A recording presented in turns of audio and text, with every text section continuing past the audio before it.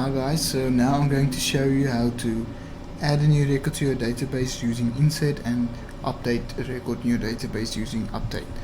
So let's get started with the insert. So insert is relatively simple. First we're going to open a connection as always, and then we're going to have a string with the SQL statement. So the SQL statement for insert always has insert into your table name, so it's going to be student table,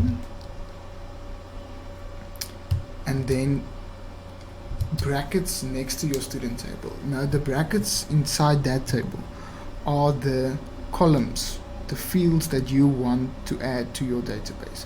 So sometimes you won't add a record to your database with all the fields populated, so you need to specify here which fields you want to update, and it needs to correspond with your fields you have right here. If you misspell something, a field name, it's going to compile as an error when you insert a new record. Okay, so let's just pin that. So this needs to correspond exactly with your student table field names. So the first field name is student number, separated with a comma. Next one is name, comma, surname, comma, course, comma, campus. Okay, and then we can unpin this one. Now it's always insert into your table name with the fields you want to insert, and then what you want to insert into those fields. So insert into student table and then values. So what you're going to specify in this brackets is the values of each of these fields. Okay, now what I normally do is I type in temporary variables or parameters, such as, and we specify that with an @ so we're going to say @ and you will understand why it's easier in a moment. Just follow with me. So I'm going to say @num, @name, @surname, @course, and @campus. So this is generally how your insert into statement is always going to look like. So now we're going to assign the SQL statement to our command like we did before. So we're going to say command equals new SQL command with the SQL statement and the connection. Okay. Now this is where this temporary variables comes in handy, because this connection string can get quite long if you have a lot of fields and a lot of descriptive values that you want to add in those fields. So this is a workaround, and I think it personally is much easier. So now we want to add a value to these placeholder in the parameters. Okay, so we're going to say command dot parameters dot add with a value. So this add with value wants two parameters. The first one is your parameter name, and this is this name with the @ symbol in front of it. Okay, and the second parameter is the value that you want to add to that parameter variable, that temporary variable. So we're going to say @num and make the number 1 2 3 4 5 6 7 8. Okay, it has to be in quotes. The parameter value, it has to be in quotes, and then you're going to do that for all of the other parameters. So we're going to have command dot parameters dot add with value, and the next one is @name. Name is going to be pumpkin. Then the next parameter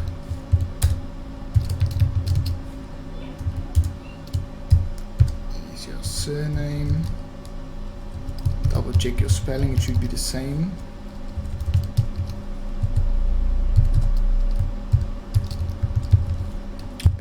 yellow. Another command, add a value. Next one is going to be the course. So let's say it is information technology. Oh, it should be a comma, not a full stop. And the last one's it's going to be command parameters, add with value at campus, should be in quotes.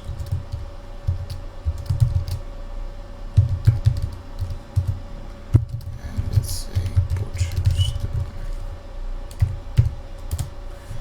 Now, when you insert or update or delete a query, you need to tell the database that you're going to alter it. When you're displaying the data, you're not altering the database, you're only extracting the information, but you're not changing anything. So when you're changing something in the database, you always need to tell the command to go and execute the query, or in this case the non-query. So for insert, update and delete, you always need to say command go and execute the non-query. Okay, and after that always close the connection. And this is basically how your insert into is going to look. So let's test it.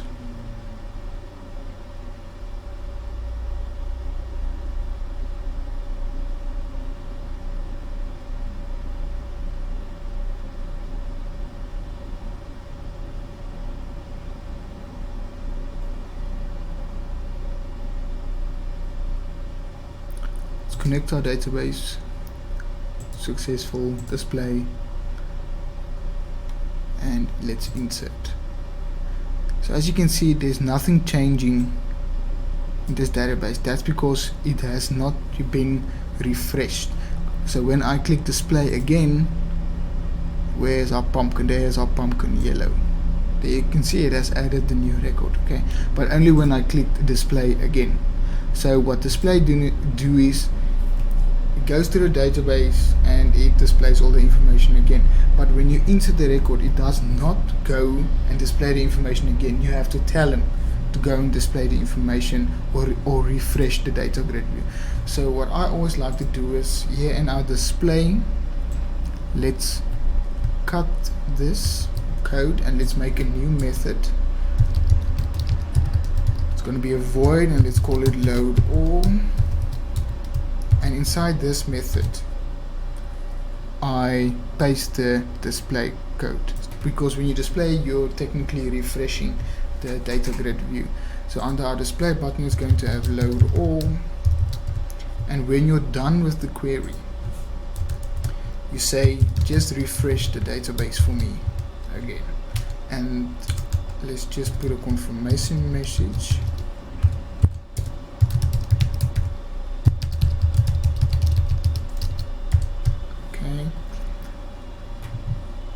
So let's just make this okay, so you can see. So we're going to say start again.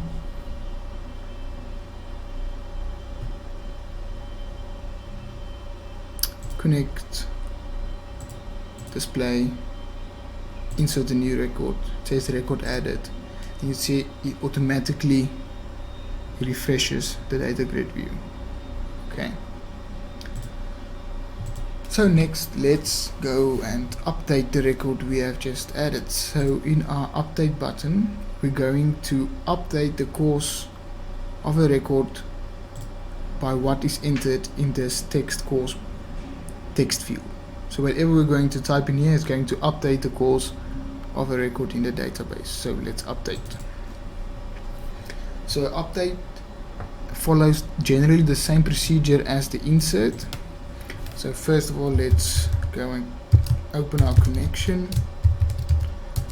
and have a SQL statement. An update statement looks something like update your table name,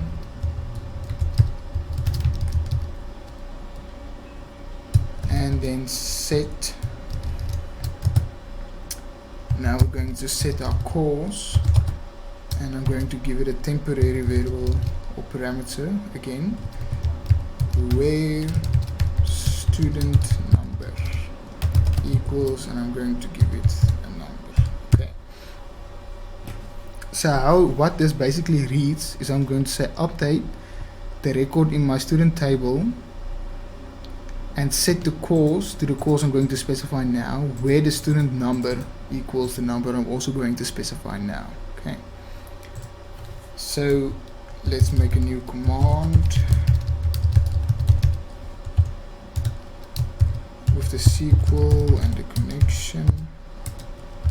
Command dot parameters dot add with value, add course, and let's say the course is now going to be communication. Command dot parameters dot add with value. The number is now going to be the first one, 1 2 3 4 5 6 7 8. So let's just change this communication. I forgot it needs to be the text box information, so it's text box dot text. Okay, so whatever is in that text box, go and update it with the record matching this student number. Okay, and like I said before, insert, update, and delete needs to execute the query. So we're going to say command dot execute non-query and close the connection. Let's have a confirmation message.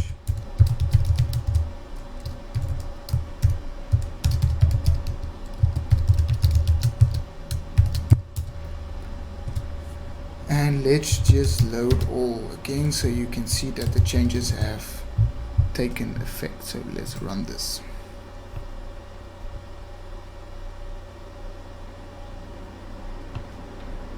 Connect our database, display it. We've already inserted the record, so we can say, see, I want to update this one. So information technology now needs to change to communication. Okay, and let's click update. It says records updated, and there you can see pumpkin yellow with the student number 1 2 3 4 5 6 7 8. This course has been updated to communication by what I have specified in here.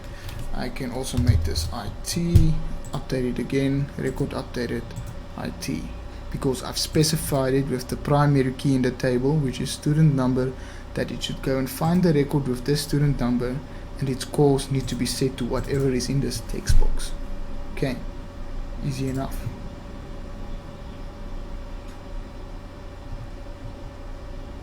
So that is basically our insert and our update function.